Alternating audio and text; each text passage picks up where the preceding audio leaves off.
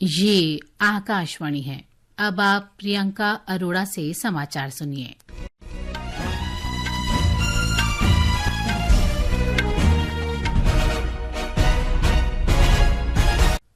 संसद के दोनों सदनों की संयुक्त बैठक में राष्ट्रपति द्रौपदी मुर्मू के अभिभाषण पर धन्यवाद प्रस्ताव पर चर्चा हो रही है। भारतीय जनता पार्टी के सांसद अनुराग सिंह ठाकुर ने चर्चा में भाग लेते हुए पिछले 10 वर्षों में सरकार द्वारा विभिन्न क्षेत्रों में की गई पहलों की सराहना की। उन्होंने कहा कि अर्थव्यवस्था में वृद्धि और लोगों के कल्याण के लिए प्रधानमंत्री नरेंद्र मोदी के नेतृत्व में सरकार ने कई कदम उठाए हैं। अर्थव्यवस्था में तेजी लाने के लिए की गई पहलों को लेकर श्री ठाकुर ने कहा कि पिछले 10 वर्षों में बैंक की पूंजी कई गुना बढ़ी है तथा गैर निष्पादित संपत्तियों में कमी आई है। भाजपा की बांसुरी स्वराज ने कहा कि किसानों के कल्याण और महिला सशक्तिकरण सरकार की प्राथमिकताओं में है। उन्होंने कहा कि प्रधानमंत्री किसान योजना के अंतर्गत अब तक किसानों को 3 लाख करोड़ से अधिक वितरित किए गए हैं। चर्चा अभी जारी है।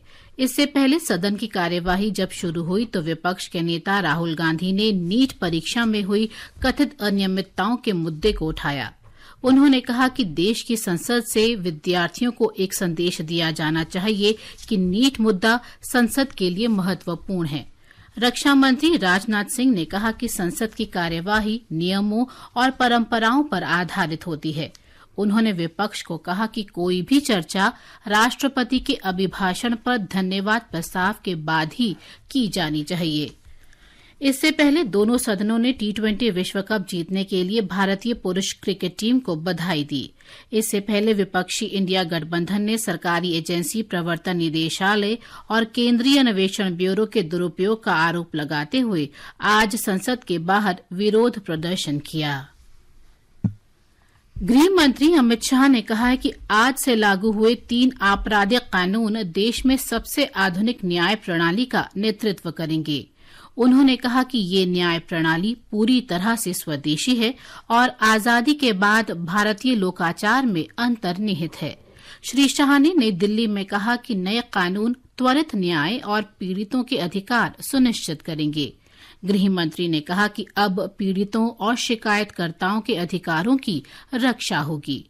गृह मंत्री ने कहा कि सरकार ने देश विरोधी गतिविधियों के खिलाफ नए प्रावधानों के साथ राजद्रोह कानून को समाप्त कर दिया है। उन्होंने कहा कि नए कानूनों में महिलाओं और बच्चों के खिलाफ अपराधों को प्राथमिकता दी गई है। सामूहिक दुष्कर्म जैसे जघन्य अपराध के लिए अब 20 वर्षीय कैद या आजीवन कारावास की सजा होगी। उन्होंने कहा कि नाबालिग से दुष्कर्म के लिए मौत की सजा दी जाएगी।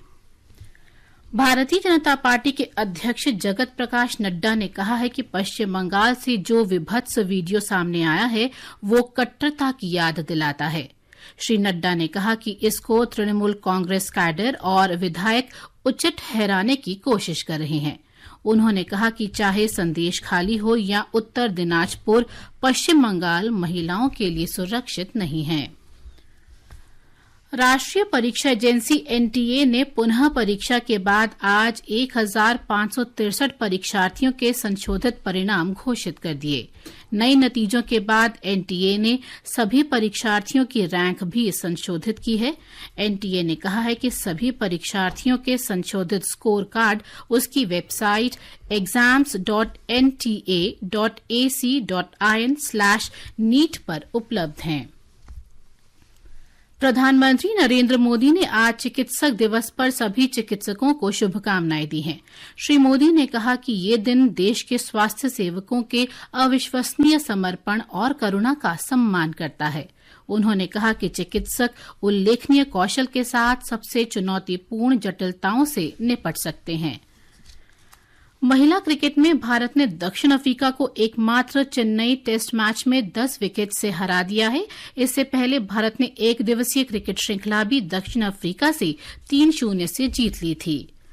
मौसम विभाग ने अगले 2 दिन के दौरान मूसलाधार बारिश के कारण उत्तर पश्चिम, पूर्व और पूर्वोत्तर भारत में ऑरेंज और रेड अलर्ट जारी किया है।